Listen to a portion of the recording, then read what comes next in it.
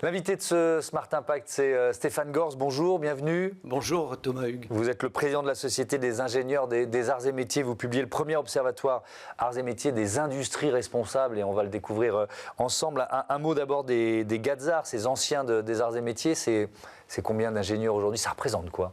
Aujourd'hui, donc, les ingénieurs des arts et métiers représentent une communauté d'à peu près 62 000 ingénieurs qui sont répartis sur tout le territoire national et puis à l'étranger, bien entendu, et qui interviennent dans à peu près tous les secteurs, et en particulier dans l'industrie, puisque historiquement, les arts et métiers sont un peu la grande école de l'industrie. Et aujourd'hui, une caractéristique de notre communauté, c'est qu'elle a décidé de se définir comme leader des industries responsables. Donc leader, on voit bien ce que ça veut dire, des industries, donc avec une pondération, donc une présence forte dans le domaine industriel, et responsable pour bien indiquer que nous sommes impliqués dans la transformation indispensable de l'ensemble des industries. Ouais. Est-ce que vous êtes forcément technosolutionniste? Vous voyez ce que je veux dire? Parce qu'il y a un vrai débat sur la façon dont on doit mener cette transformation. Il faut de la sobriété, tout le monde en est convaincu. Il y a ceux qui disent de toute façon la technique, l'intelligence humaine nous sauvera. Écoutez, oui, l'intelligence humaine nous sauvera. Peut-être est-ce qu'il n'y a pas que des solutions technologiques pour transformer la société. L'humain a une part tout à fait considérable. Nous considérons, nous, côté ingénieurs, que aujourd'hui, la transformation va se faire aussi parce qu'on trouvera des solutions originales, parce qu'il y aura de l'innovation, et c'est bien l'innovation qui va concourir à transformer et à faire en sorte qu'on arrive progressivement dans un monde plus durable. Vous publiez donc ce premier observatoire arts et métiers des industries responsables, travail qui a été réalisé avec l'IFOP. Déjà, c'était quoi l'objectif de cet observatoire? Alors, la Société des ingénieurs des arts et métiers s'est posé la question, en fait, une fois qu'elle a défini, s'est posée comme leader des industries responsables, s'est dit, au fond, quelle est notre ambition? Et on a défini 3 ambitions. La première, c'est concourir à transformer les industries. La deuxième, c'est participer à la réconciliation des Français avec l'industrie. Et puis la troisième, c'est attirer les talents. Mais on avait besoin, si je puis dire, d'une base de départ, de dire au fond de quoi on part. On sait qu'aujourd'hui, la part de l'industrie dans le PIB français est passée d'à peu près 20-25%. Aujourd'hui, malheureusement, il n'est plus qu'à 10%. Et donc, on voulait savoir un petit peu quels étaient les freins, quels étaient les problèmes que posait donc l'industrie pour les Français et pour les ingénieurs. Ouais. D'ailleurs, ce constat de désindustrialisation, il est clairement lié à la question de la pollution qu'on accepte ou pas, parce qu'on a exporté nos pollutions. C'est aussi ça l'histoire de la désindustrialisation. Voilà. Et aujourd'hui, en fait, le sujet de la réindustrialisation, c'est un sujet qui consiste à dire on ne va pas refaire des industries comme on avait auparavant. Les industries seront différentes. Et l'enjeu, c'est de faire en sorte que l'industrialisation, on part de réindustrialisation, mais la nouvelle industrialisation soit différente. Et moins polluante. Et moins polluante, naturellement. Par définition. Quelques chiffres de cet observatoire des industries responsables. 72% des Français sont convaincus que l'industrie contribue à la détérioration de l'environnement. Et alors, c'est intéressant parce que c'est un aspect du problème, si j'ose dire, mais 89% des Français, 94% des ingénieurs estiment que l'industrie a un rôle clé à jouer dans la transition environnementale.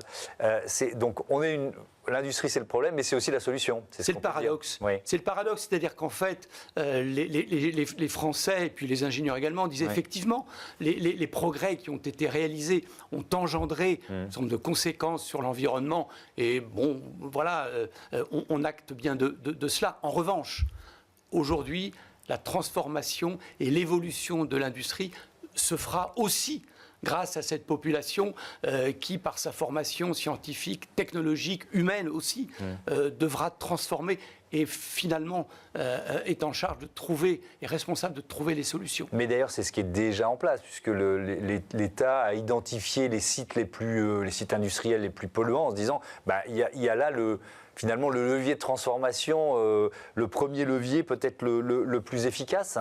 C'est un des sujets, effectivement. Ouais. C'est de faire en sorte de cibler, et c'est le défi que nous avons tous, c'est de faire en sorte, effectivement, d'identifier les technologies qui sont les plus polluantes, qui sont les plus gourmandes en énergie, etc., de façon à trouver les moyens de les contourner.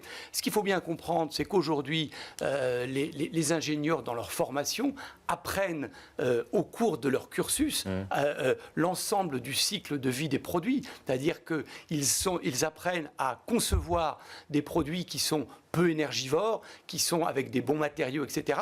Et au-delà de la conception du produit lui-même, ils couvrent l'ensemble du cycle de vie du produit jusqu'aux déchets finaux, etc. Oui, jusqu'à sa recyclabilité ou sa réutilisation comme coproduit, etc. etc. Et il faut bien comprendre que ça, c'est une transformation à bas bruit, mais qui concerne l'ensemble des formations scientifiques et techniques à vocation industrielle. Oui, donc ce que vous nous dites, c'est que les formations ont changé. Bien sûr que les formations ont changé. Et c'est assez ancien, ça déjà, c'est arrivé progressivement.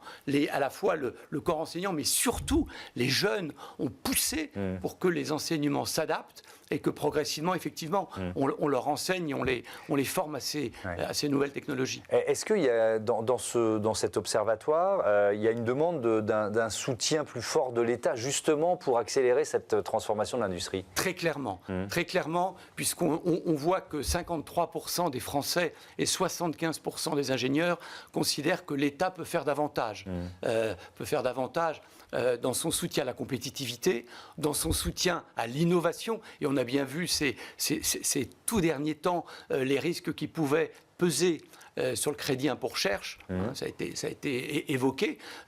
Les Français et les ingénieurs disent non, au contraire, il faut aider les industries, puisqu'on a bien vu 90% des Français et des ingénieurs considèrent que l'industrie est au cœur de l'innovation et de la transformation environnementale. Il faut aider l'industrie.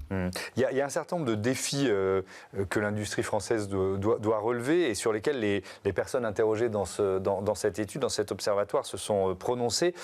Et ce qui revient en premier, donc je vais citer les 5 défis. Rester compétitif par rapport à la concurrence internationale, recruter, former des compétences, décarboner les processus de production, innover, développer la recherche et développement, et puis renforcer l'image globale, l'attractivité du secteur. Il y a plein d'éléments intéressants. Sur la compétitivité par rapport à la concurrence internationale qui arrive en premier dans la liste de ces défis.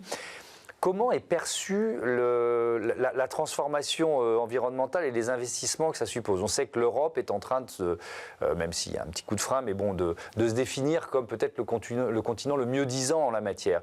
C'est perçu comme un atout de compétitivité ou comme un boulet au départ ? Alors, d'un point de vue environnemental, c'est un atout.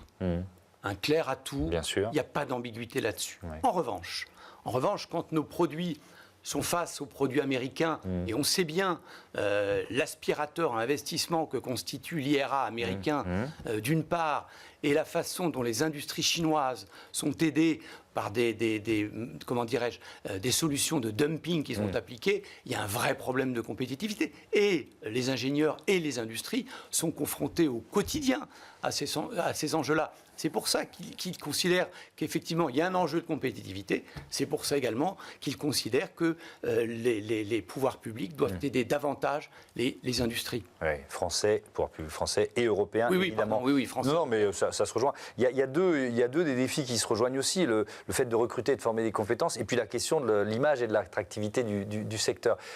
Ça reste compliqué pour l'industrie de recruter ? Aujourd'hui, on a bien vu au travers ce sondage que l'industrie est vue comme un élément déterminant dans l'économie française. C'est un des piliers de l'économie française. En revanche, quand on demande aux Français « seriez-vous prêts à promouvoir et à inviter un proche à rentrer dans l'industrie ?», il n'y a que 11% des répondants qui sont prêts à le faire. Donc il y a un problème d'image. Et ce problème d'image, il faut que collectivement, on arrive à le résoudre. C'est pour ça que nous, Gadzar, on a décidé de mettre en place à l'instar de ce qui se fait pour les journées usines ouvertes, des journées du patrimoine, pardon, les journées usines ouvertes, de façon à permettre aux scolaires d'une part et au grand public d'autre part de découvrir les industries. Et la meilleure façon de se rassurer, de comprendre ce qu'est l'industrie, c'est bien de la voir, d'aller à sa rencontre. Et donc les 4 et 5 avril 2025, nous organisons des journées usines ouvertes sur l'ensemble du territoire national. Et ben voilà une très bonne idée. 4 et 5 avril 2025, les premières journées usines ouvertes. Merci beaucoup Stéphane Gors et à bientôt sur Be Smart for Change. On passe à notre débat, la méthanisation agricole.